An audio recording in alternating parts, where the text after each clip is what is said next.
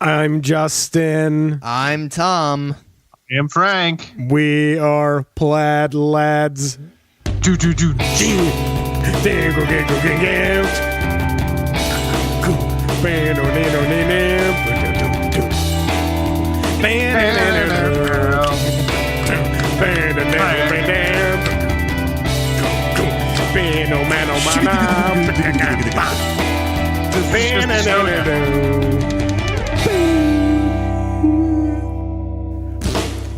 This just in. Election happened 2 weeks ago.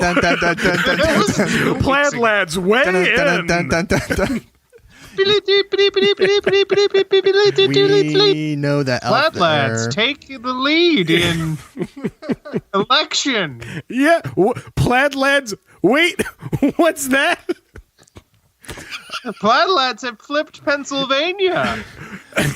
The world waits with bated breath as the Plaid Lads end their week and a half of silence. Finally, we can hear what these three know-it-all young bumpkins have to say about national politics. You know what that is? This just in, ladies and gentlemen, Plaid Lads invade Poland. The Plaid Lad Reich marches on. Oh, no!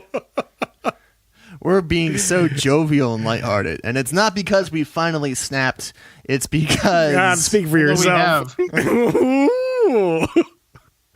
Let's take all that again. No, I refuse. So the midterms were like a week and a half ago. 2 weeks and 5 days. And we're still counting. And still counting. Yeah, we have some undecided races, including New Jersey's very own 3rd Congressional District with Andy Kim, who's more or less got it stitched up at this point. Taking it from that piece of shit Tom MacArthur. What a bunk. He fucking sucks. All of this to say nothing of our Commander-in-Chief's latest attack on democracy. More like Commander and Queef. I didn't want to say it, Frank. Fuck you, I'll say anything. Come here for journalistic excellence and nuanced perspective. So, things are, we got, it's decent. It's okay. Yeah. My hot take, like, pretty good. Theoretically, it could have been better, obviously, but there was no feasible way numerically to make it even better than it already was. Like, it just wasn't going to happen. Yeah. Like, there was no numerical way they were going to retake the Senate. Yeah. Yeah, it's, you know what it is? It's the universe, the Big Bang happened.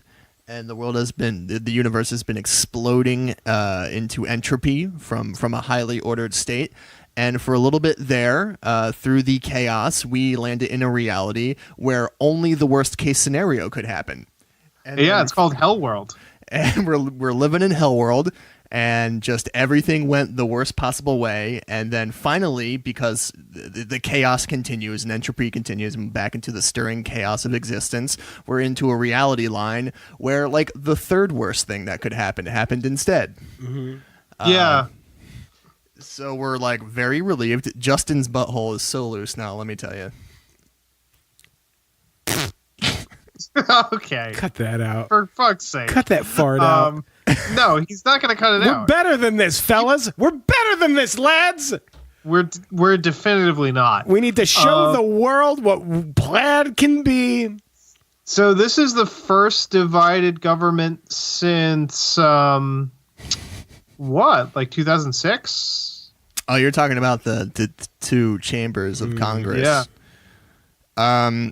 When it was 2006, I was preoccupied with much more important things. Like not getting laid. Boom!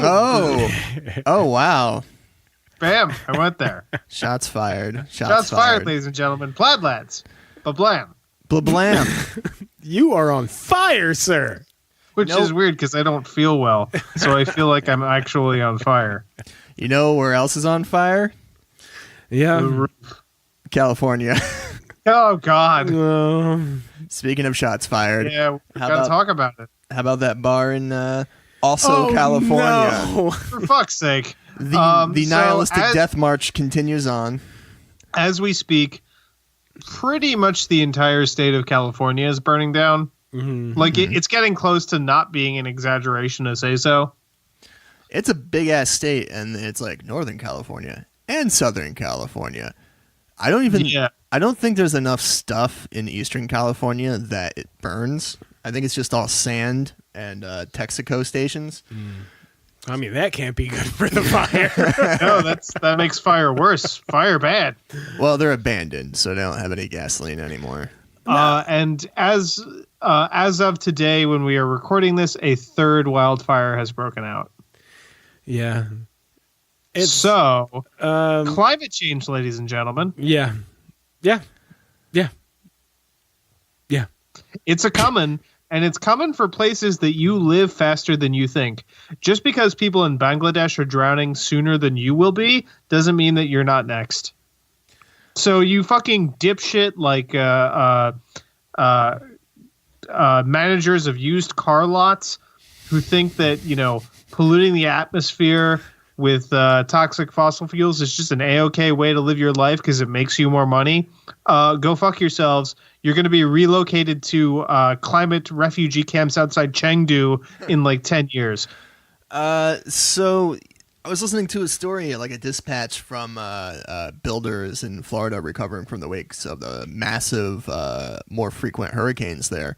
And they were talking about they already had a crisis of a shortage of labor for the housing sector, but now even more so now that they're rebuilding after the storm. And they talked to a couple contractors who had very lenient attitudes toward migration and immigration because they needed the foreign workers to come and do the work. But then when asked about climate change, they said, no, I think it's cyclical. It's a fake thing. They found a wrecked pirate ship from the 1600s, and that was sunk by a storm, a boat built 400 years ago. Here's the thing. Those people, the deniers, deserve the fiery death that's coming for us all. But the rest of us don't. Yeah. No, the rest of us who believe in it and have been screaming about it for basically our entire lives at this point deserve to not die. Yeah. You know what this sounds exactly like? What's that? This sounds like apocalyptic religious hysteria. We're like the fucking monks, because we would be monks in the Middle Ages, up there in the monastery, talking, you guys who have been denying the importance of piety and humility are now dying from this mysterious plague that we can't figure out, and you deserve to die. But us monks who have been faithfully copying the Bible for our whole lives, we don't deserve to die. It's true. It's actually not entirely wrong, though. Like, What do you mean, Frank? we're right. Like, they do deserve to die, and I hope they burn in hell. Well, I'm just pointing out a similarity in belief systems and sort of justifications for apocalypse. I read a great book called The Last Myth by a guy named Matthew Barrett Gross and Mel Giles. That's where I'll cut it in. And it basically explores the mental psychology of the apocalypse. And for religious folk, obviously the apocalypse is the apocalypse. But for more liberal folk, even though it's valid scientifically, empirically, our apocalypse, our world-ending event that will justify our outlook is climate change. But it's mentally the same thing, even though ours will come true. Yeah, even though ours is the real one. So Lars and the Real Girl. I hate that film. It's terrible. It's a bad movie. No one should watch it. I agree. I had to watch it. Justin's smiling. I think he's smiling the smile of a man who used to like that movie. No. Here's what I have to say about... No, I got nothing. Here's what I have to say about Lars and the Real Girl. Nope. Guns are bad. Also, fire. But we have house. House is good. You live in home. Ryan Gosling, fuck sex doll. Jesus Sex doll, get job at hospital. Justin loves sex doll, get job at hospital movie. I That movie, when I saw it, I was young, like 19 or 20, and the character is 25. I'm like, man, why would he have a psychotic break and start imagining a real relationship? But he's 25. That's so old and so long to spend alone and in isolation. Yeah. Clearly, I might do the same if I were to be lonely for 5 more years. See, here's the thing. I'm nothing like him. I don't have a life-size sex doll. I just have a Halloween skeleton that I named Howard, and he lives with me in my shack. All of it true. Don't you also have a rusted replica of Sting? Yes. Bilbo sword from Lord of the Rings? Yes. That you tried to use as a trowel and it immediately rusted? Yes. So what you're saying is I'm the world's coolest man. They do call me the emotional Mr. Magoo. And he's single. Hey, babies. Plaid. Cut this all out. Do we want to talk about politics and the world more? I think no. I think that was the logical endpoint. We're so relieved that we're just done. We're fucking checked out. We're just like, Nancy Pelosi's gonna fix everything. That's the thing. I mean, in one bit of good political news, Arizona elected its first Democratic governor for the first time since 1988. Unfortunately, it is the completely uninspiring Kristen Sinema. But who cares? There's a Democrat in Arizona. Also, unfortunately, John McCain fucking bit the dust. So they're just going to appoint her Republican opponent to his seat. Fucking thanks a lot, asshole. Making the world worse, even in death. What else we got, fellas? Nothing. I am empty. Well, I think we as plaid lads and plaid ladettes out there, lasses, obviously lasses. No ladettes, deserve a nice week. Just take a little nap for a second. We won the smallest of victories. The tiniest of victories by like 2 seats. We were able to get a slice of that pie that's cooling on the windowsill. Apartment. Until the big obese fat man grabs it back and shakes his fist at us. But we're Robin Hoods, men in tights. I love you all. Goodbye forever. Goodbye. Bye. And we I've now done die. my work. Oh my God. This is the point where we all kill ourselves ritualistically, right? Oh, Jesus Christ, Frank. Frank is just spitting hot nihilism tonight. Mr. Rogers. Let's all be a Mr. Rogers. I like you the way you are. You're the perfect little you. Do the things you do. I like the face you make when you're dancing in the cake. So right after the election, the next day, Trump fired Sessions and started moving to appoint Whitaker, and we all got into a tizzy because we were riding that fucking high of voting and actually getting good outcomes. And they had those rapid response protests, and I actually attended one, and I didn't wanna go to the one in Philly because I'm a big lazy lump. So me and a coworker from the library went to a closer one in Pennsauken, and there were about 300 people all sitting in a park with no lights on. There were no media or police or counter-protesters, and we all just parked our cars and walked there and stood around with signs that no one could see because it was dark and there was no lights. And some people were like, "This is very bad that's happening." Mm-hmm. And then about 40 minutes later, we're like, okay, I think we've proved our point. You guys want to go to Wawa? And we ended fascism that night. Mussolini came back to life and died all over again in front of us. Yeah. It was pretty hot. Cool. Hot and cool all at once. You know what else is cool? Movies. Yeah. Plaid lads go to the movies. Plaid lads go to the movies. Plaid lads go to the movies. This time it's Ingmar Berman. Take it, Frank. All right, so this week, the film we watched to talk about on this here podcast was the 1957 Ingmar Bergman film Wild Strawberries. It's starring Victor Solstrom, who is a guy that we're going to talk about again pretty soon, right? Wink, wink. Wink, wink. Victor Solstrom was, of course, a director who was a great influence on Ingmar Bergman, particularly the film he directed called The Phantom Carriage, which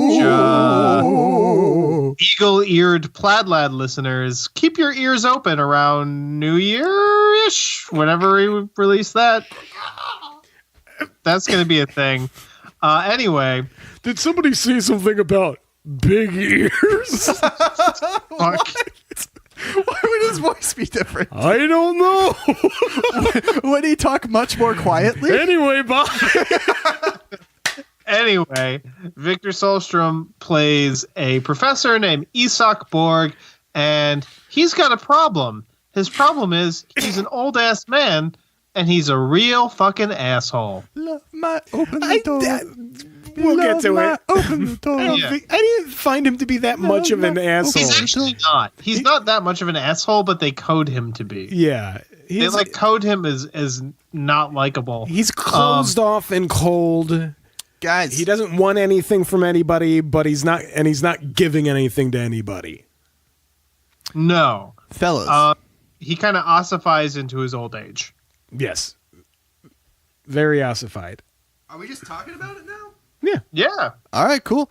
I mean, but maybe there's, I think two things, because a lot of the reasons why he's a shithead, we find out past tense. For instance, in the car ride, and his daughter-in-law is like, "Do you know what you said when I first showed up here?" And he's like, "Oh, I don't remember." She's like, "You said when I first got here, fuck you, get off my lawn. I don't care about your stupid fucking marriage. Don't trouble me. I don't care about the mentally weak. Eat shit and die." And he was like, "Ho, ho, ho, did I say that? Did I do that? Let's take it up again." So his daughter-in-law is played, of course, by Ingrid Thulin, who is a frequent collaborator with Ingmar Bergman. He worked typically with a pretty tight-knit group of actors. Which is some of my favorite shit ever. Yeah, Gunnar Bjornstrand is his son, Ewald, who is her husband, and Max von Sydow shows up for all of a minute. Yes. Wonderfully. Yes. I love him. As a gas station attendant. He's just a normal guy, awesome. Handsome dude. Yeah, friendly. he's just... So this was released the same year as The Seventh Seal. Really? So... in the same year, Max von Sydow was the marquee star of one of Ingmar Bergman's best movies, and also just a brief cameo in another of as a gas his station best attendant. Yeah, and he's just being a normal ass dude, but you can tell it's Max von Sydow, and you're like, holy shit! Like, I know you're trying to be normal, but you're incredibly lanky, like 8 feet tall Max von Sydow, and his hair looked particularly blonde. Yeah. Yes. So it was like almost unsettling. Yeah. It's probably got to do with those Scandinavian socialists and some sort of law about like no one actor can have too many screen time minutes. So he probably reached his quota for the year after playing chess with death. Yeah. Now he's just pumping gas and pooping out babies. Yeah, we should talk about the sort of overall plot structure of the movie, which is... Should we? We should. We should, Frank. Take it away. So, Dr. Borg is on his way to accept an honorary degree at the Lund University, and his daughter-in-law is driving him there. And in and around this drive to this university for this honorary degree, he is Christmas Carol-like haunted by visions of death and his past, and doubting who he is as a person and his own sort of faults, and just sort of looking back on the life that was and wondering if it was all worth it to get to the point that he's at now. In particular, reminiscing about the wild strawberry patch that he played in his youth and in which he fell in love. With his cousin. What? Yeah, with his cousin. Which, there are a couple of things that made me realize that this is probably the most mid-century European film I think I've ever seen, and I've seen a lot of them. But this kind of had it all. Bragging. This had these sort of unproblematized incestuous relationships. Yeah. Well, it had. I gotta cast a little doubt shadow on that, because maybe it's some sort of element of Swedish culture we aren't familiar with, because you'll notice also that his daughter-in-law refers to him as uncle. So maybe sort of broader familial relations have different names. We both know that's not the case, and he's a freak. But there's also, when he picks up various young hitchhikers, they tend to discuss their philosophies on life and politics and religion pretty openly over cigarettes and brandy, like in the middle of the fucking day. Mm-hmm. And they eat very rich meals in the middle of the day, and everyone's fucking smoking. And one of the hitchhikers they pick up, the shitty couple that they kick out. Oh, yeah. Wonderful. There's a line where she's like, oh no, it's the original couple, where the girl is like, I smoke a pipe because my boyfriend says it's good for you. And like, that's the most 1957 thing I've ever heard. Yeah. Is, oh man, this tobacco smoke really, it gets your feelings up. Not for nothing also that the daughter-in-law is fucking pregnant and she's choking him down. Yeah. So this movie is the first, I think, that I've seen, the earliest emotional Oscar bait road trip movie. What? Well, I'm saying this is the thing that got bastardized and abused by Guilt Trip with Barbra Streisand. And, yeah, you're saying this is like the good version of Little Miss Sunshine.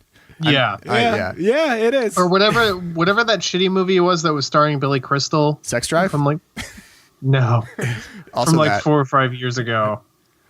But like, yeah, I think it's close. It's the good version of what those shitty American movies are. Like you said, kind of like that Barbra Streisand movie, the one with Seth Rogen, right? Yes. Yeah. I retract that statement. Yeah. Or Planes, Trains, and Automobiles. That's a good movie, though. That is a good one.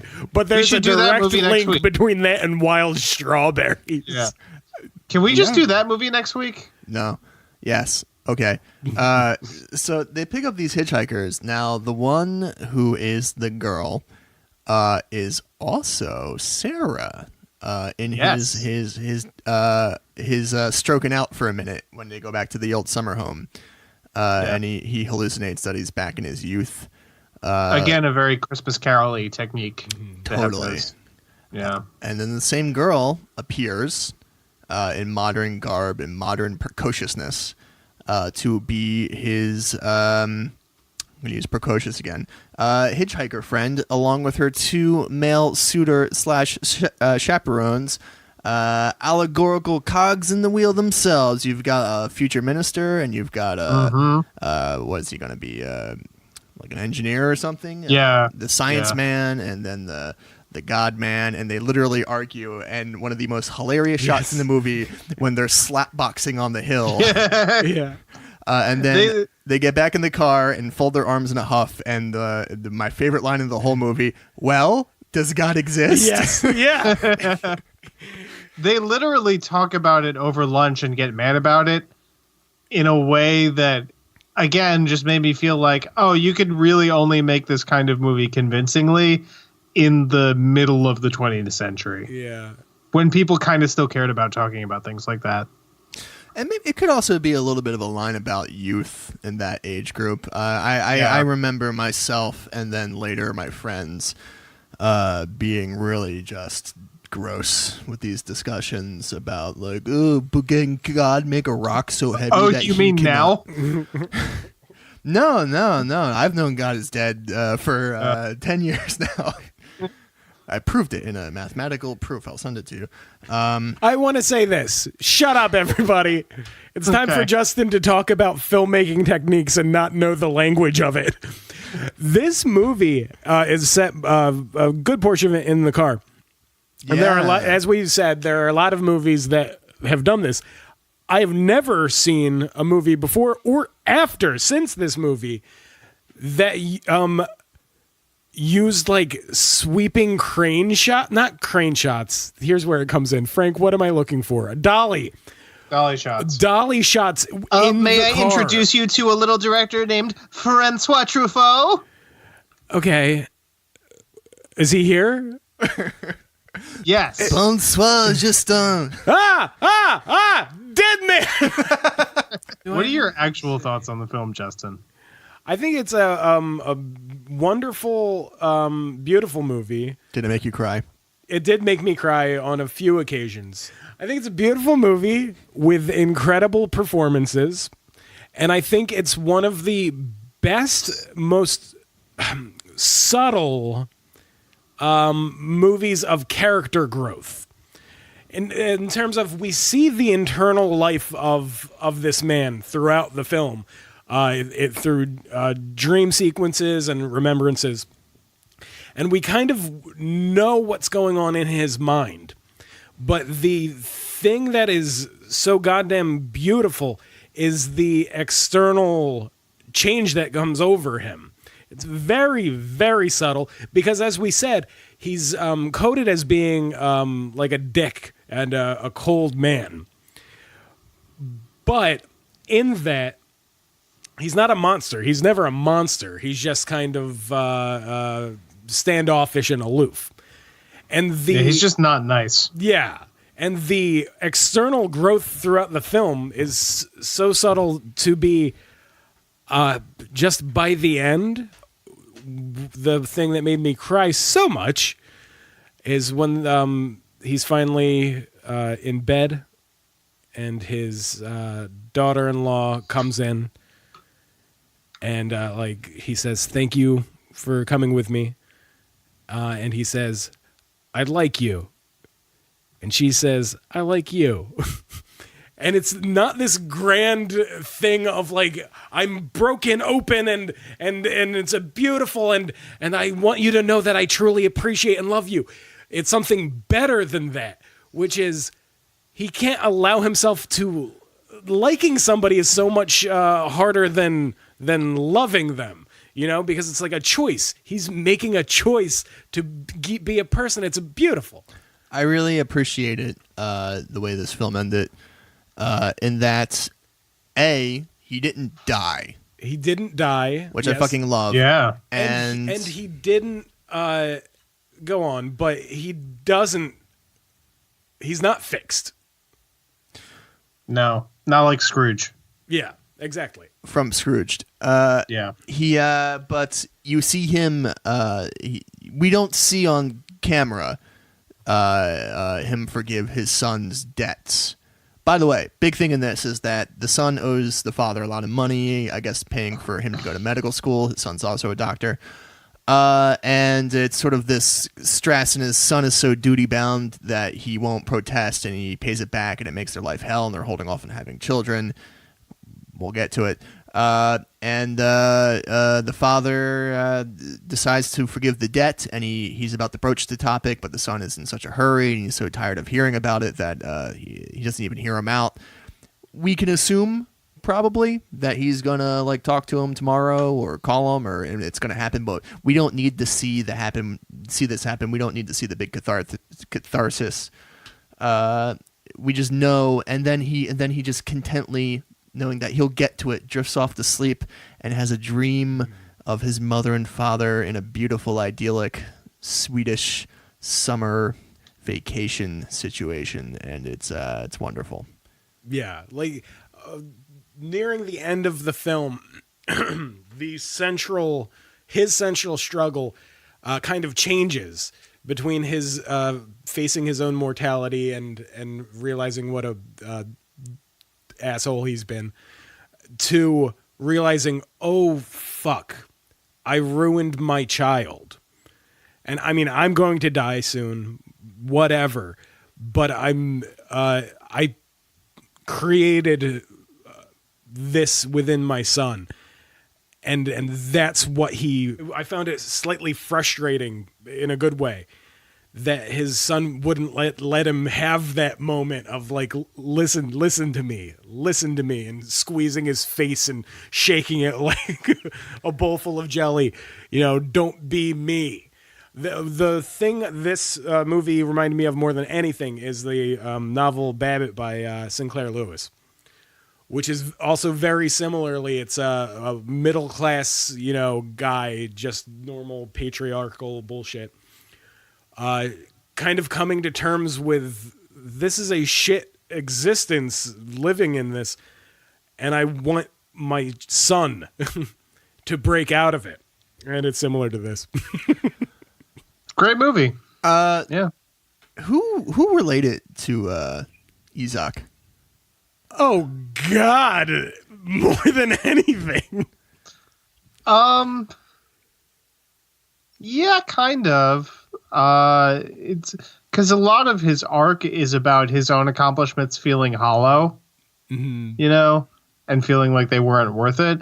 And I think everybody's had a moment in their life where they accomplished something that they really worked at, and then you get that feeling of like, oh fuck, what now? Man,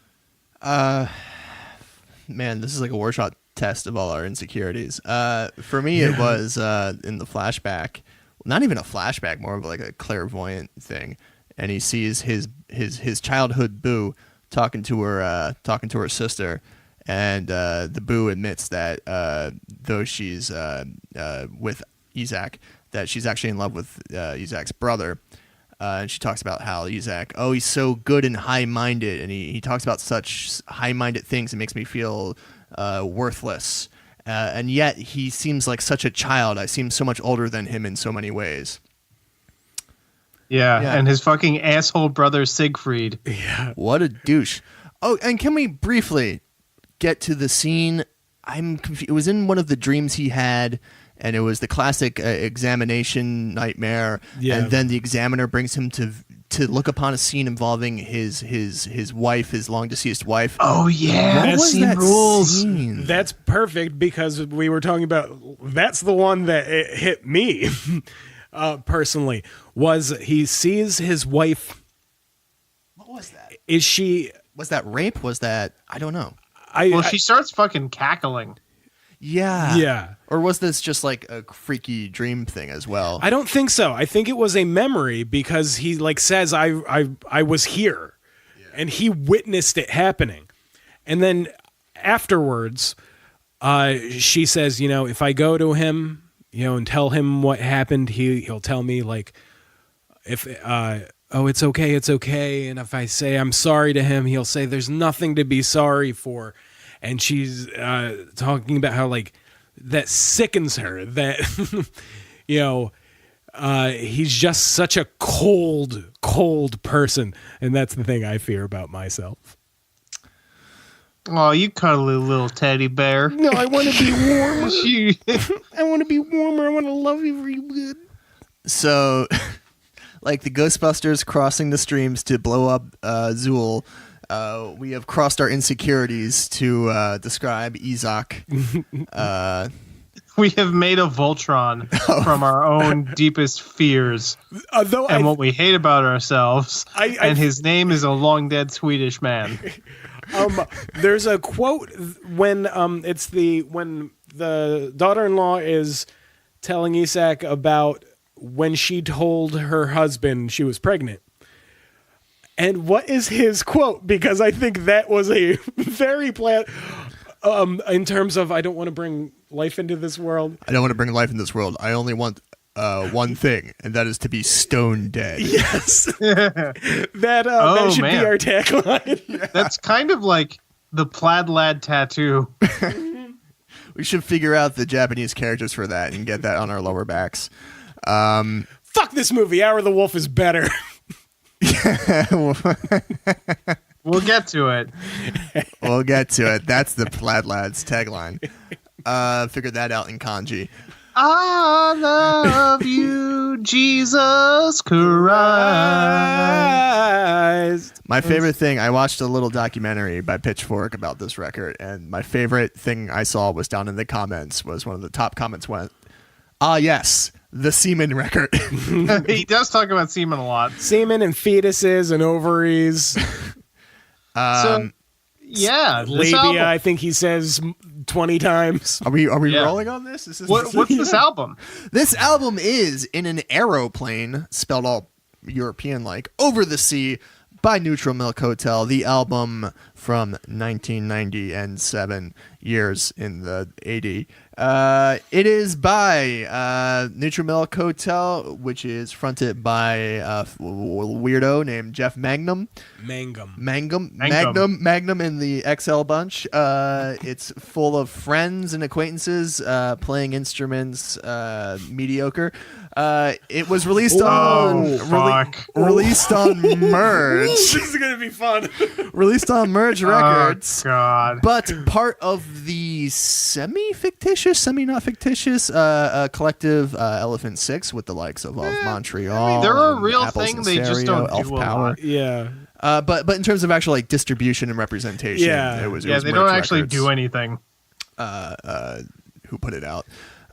Recorded on analog in a newly built studio whose name I've forgotten. That we'll put it in later, maybe. No.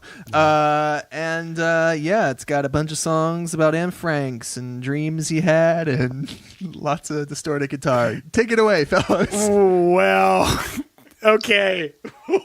Okay. Frank. I thought I played it close to my chest. This is I would probably say landmark record for two people on this call. No, I mean, here's the thing. I'll get to it.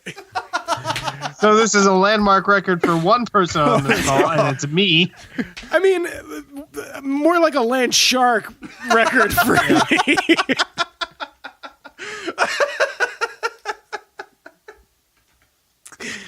Okay. Frank, say nice things about the record. No, I only have nice things to say. I'll get to it. When? Do you want to go first, Frank, or should I? I mean, I kind of do. I mean, this record has been a part of my life for a really long time now. Let me. Since when? How old were you? Because I'm interested in that. I was 17. Okay. And I am now 28, so that's 11 years. This is a record that when I was just dipping my toe into music that wasn't on WMMR, was, oh, Tom just made a face. No, I was signaling to Justin that if we wanted to do another bit where we sang a bunch of MMR songs. Yeah, I was trying to think of how Cult of Personality goes. Look, that's a great song, though. That's a good song. Stalin or Gandhi, the Cult of Personality. That's a great song, though. You have to pick a shitty song. Like, back off, I'll take you on. Headstrong, I'll take on anyone. Let the bodies hit the floor. Let the bodies hit the floor. Let the bodies hit the floor. But anyway, when I was dipping my toe into music that wasn't that, along came albums like this one, In the Aeroplane Over the Sea, like Mass Romantic by the New Pornographers, and whatever that one really good Broken Social Scene record was. You forgot it in the people. That one.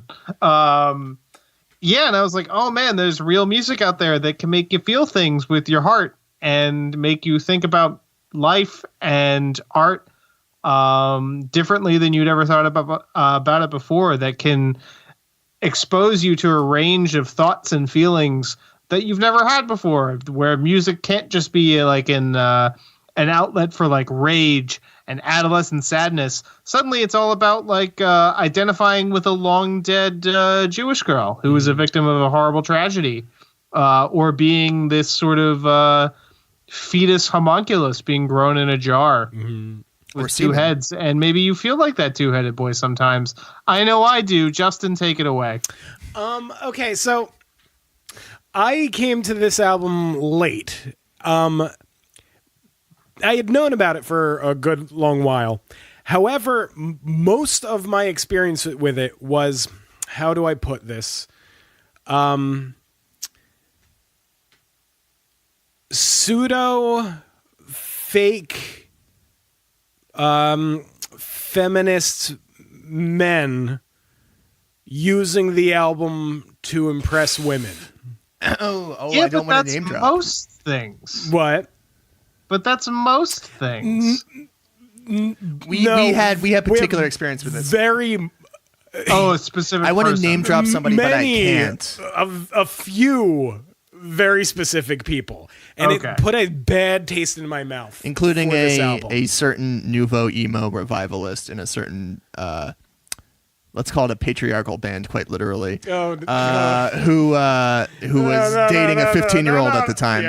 Yeah. We all have those kinds of stories from people we knew in high school. But then college. I had other friends who loved this album, and so I would give it a shot. And it's like, okay, that's fine. But then what broke it for me was I had a dream. I had a dream before I ever listened to the album, right? But it's a dream that even now I keep coming back to, and I don't know exactly what it means. And it was, I was a man in the dream, and I was married to this woman. And her sister, I see within the dream, the sister gets involved with drugs and ends in a violent death. And so a year later, me and my wife go to her apartment to finally put things in order, which my wife couldn't handle that until this point. And when we go in, things start moving, and you could feel the sister's presence in there. And I woke up weeping. The way I listen to music, I'll like listen to a couple of the first two tracks, and then if I like it, I'll repeat them. And so I was going through the album like this, and I was liking the album, but I didn't get it until I got to the song Ghost. Yeah. And the very first time I listened to it, it broke open for me, and it put me in that immediate mindset of that dream I had had. This is a very personal album, but it's an album about violence done, in my opinion, violence done upon young bodies and minds. It's an album for adults who used to be hurt children. And once that broke open for me, it flooded in. And it's an incredibly in my opinion, an incredibly powerful album, and artistically and literarily so fucking interesting. Yeah, I will say the closest thing I've ever had to a religious experience was 6 years ago when Jeff Mangum made his sort of brief reappearance into public life. We should mention that Jeff Mangum, the lead sort of singer and songwriter of Neutral Milk Hotel, is a notorious recluse who shortly after the release of this record pretty much disappeared from the public eye until about 2012. So that's from 1997 to 2012. He kind of went off the grid. And he reemerged 6 years ago to do a brief solo tour and sort of teased the fact that he might be doing more stuff, and he hasn't done anything since then.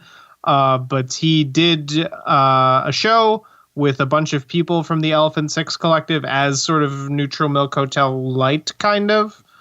And he did this album and bits of On Avery Island, which is the previous album.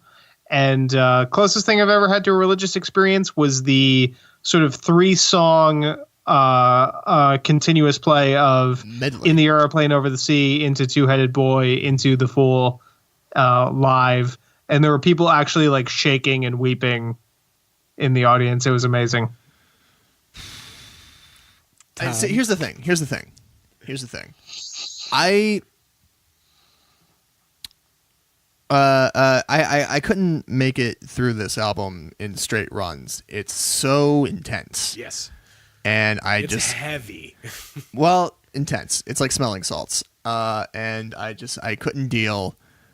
And so I got through it. in bits and pieces, and it's a classic case of what's it like. It's like a cult, and all my friends are in the cult, and they're like, just come in, Tom, come in, and I just don't get it yet.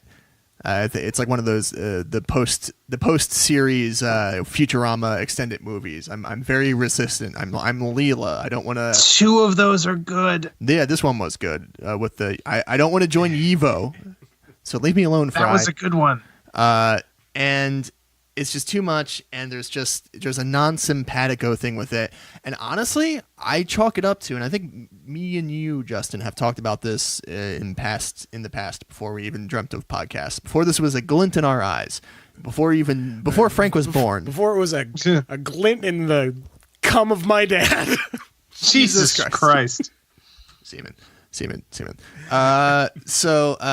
And we talked about how this record might be more relatable if you had I don't want to say ordinary, I don't want to say a standard, but if you had a different adolescence than the one I had, which was it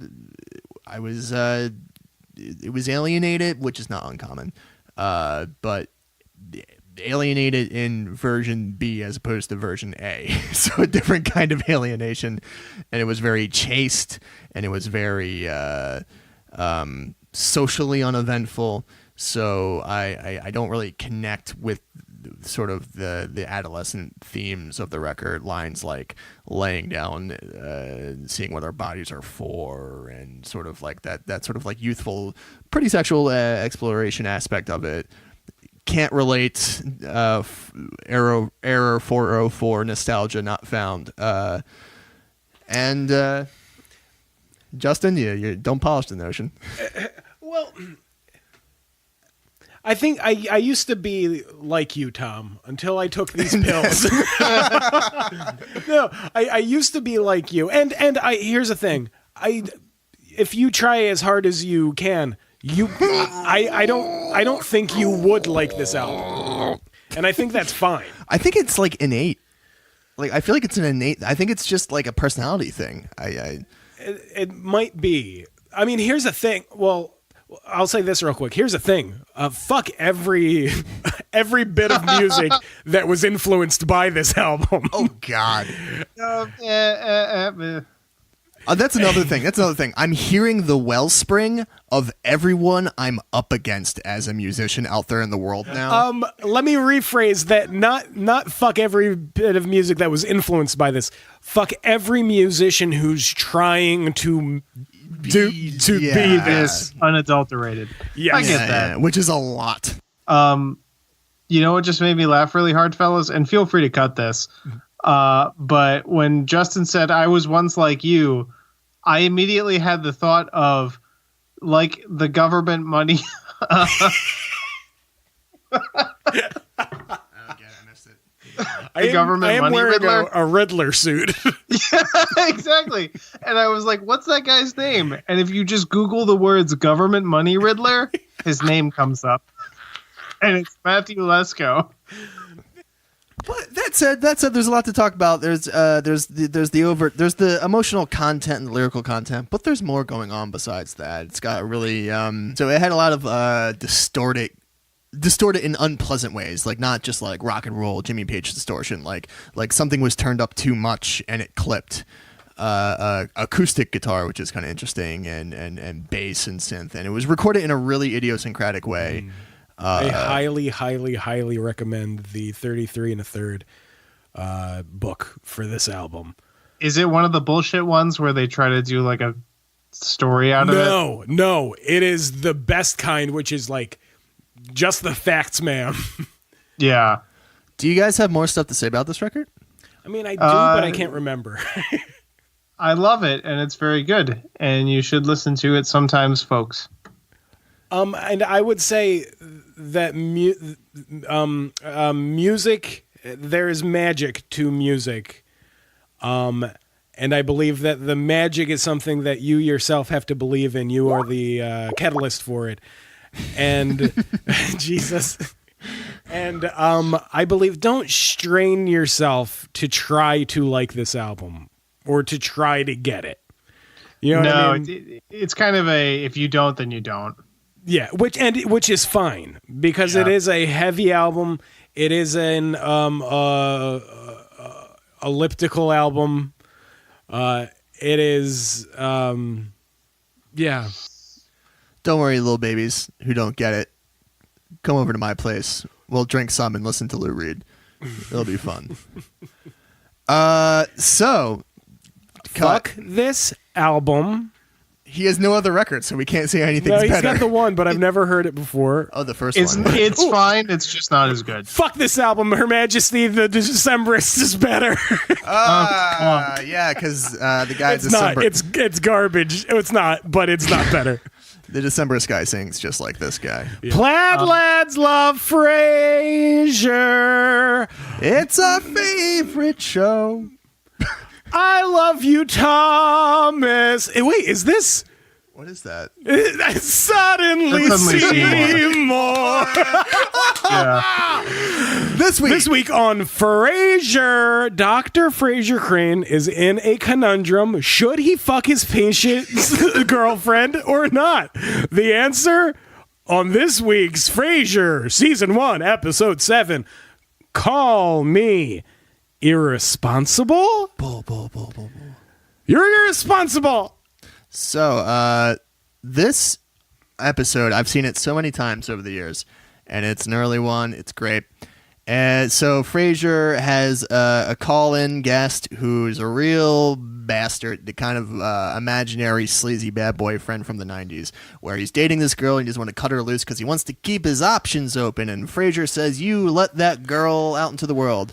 Girl then comes into the studio. I say girl, but I mean woman, age-appropriate woman. We'll get to it, fellas. And she and Frasier get to talking, and then they get to dating, and Frasier has a moral conundrum. Now, the woman in this episode I have always found so incredibly attractive. I've seen this episode so many times over the years. I've always found her just ridiculously attractive, and then before watching it for this podcast, I watched it recently. And I was just, oh my God, like, I don't know. It's just those blue eyes and the dark hair and just the face shape and everything was just working. And I was just like, I had to know who she was. So I went on to IMDb and I had to know if she was in something else. And she's a British actress, so kudos on the accent. And her name is Anne Donahue. Yeah, I spent a very long time thinking that this actress was Maura Tierney from News Radio. Oh no. Yeah. You're talking to Justin, who's a Maura Tierney connoisseur. She's like number one in my book. Wow. More than Ross Doyle. Jesus. More than Perry Gilpin. I would say, fellas, this was the funniest episode we've done so far. Yeah. Fully. I agree. Best jokes. I would also add that this is one of the best ones we've done so far in that it does what Frasier will occasionally do, which is it's a very interesting moral conundrum of an episode. True that. It is actually doing something for once, you fucking show. It makes me laugh when Frasier continually almost vomits when he tries to have sex. Yes. What's the noise? I think that's my go-to fake coming noise. Oh, Jesus. Ladies and gents, if you want to get out of having sex with a person, just pretend to almost vomit like Frasier Crane. Ladies and gentlemen, if you want to get out of having sex with somebody, you say, "I don't want to have sex with you." You say, "No, thank you." And then you move on with your life. And then they leave. There's a subplot where Daphne is setting up a Christmas card, and it's October in the time of the episode. Crucially, October 21st. It's not even Halloween. Yes. Let me. I want to make an appreciation for the character of Daphne Moon. What kind of appreciation, Justin? Jesus Christ. A Niles Is it kind an of erotic appreciation? No, the opposite. This show, you pervert. This show does not sexualize this character. Enough. Niles does. Okay. Kind of and kind of not. But I want to appreciate how, because you rarely get to see this, that she is a female character who is a hilarious weirdo. She gets to be over the top. She gets to be just an oddball. And she plays it perfectly. She's always so delightful and funny. And to you out there, Miss, what's her name? Daphne Moon, I salute you. Jane leaves. Jane leaves. Never leaves.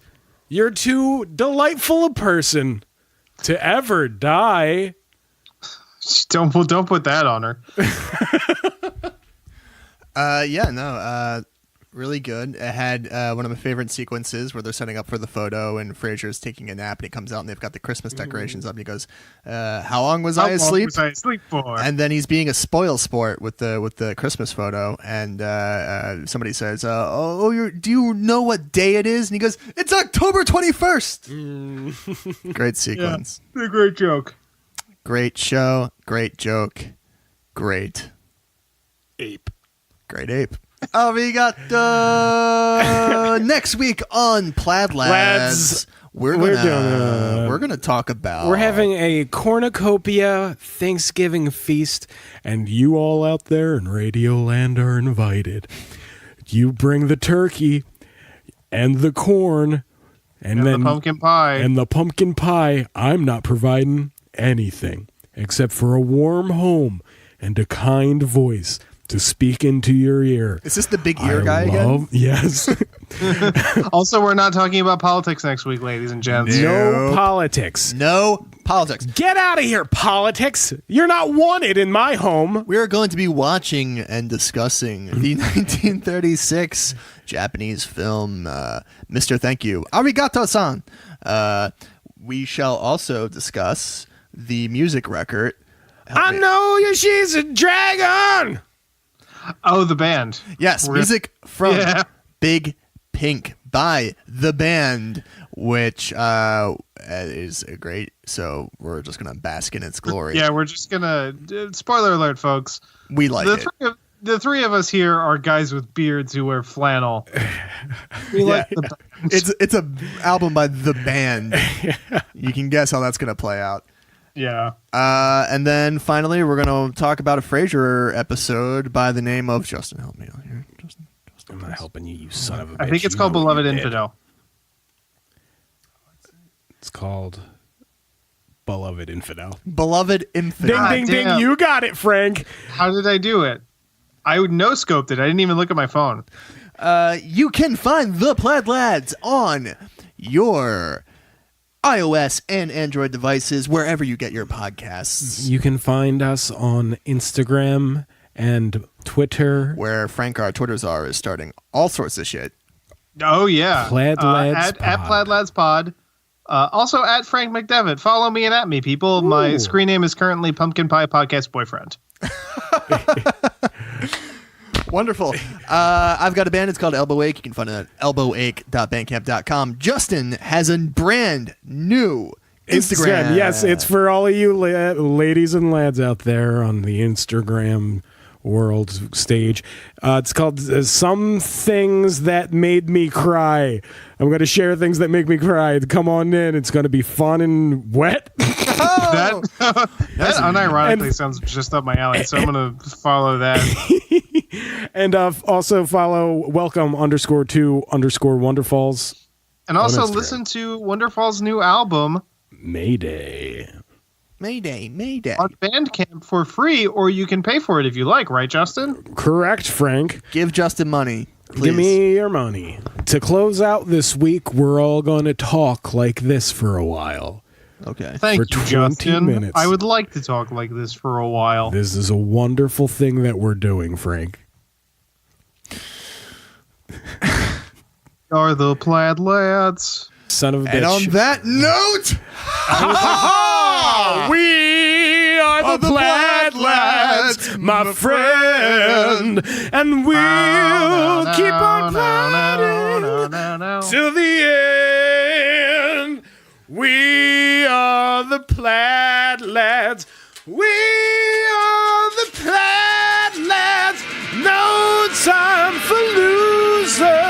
'cause we are the planets. Shoot us all. Oh, that was a fun one. I love you.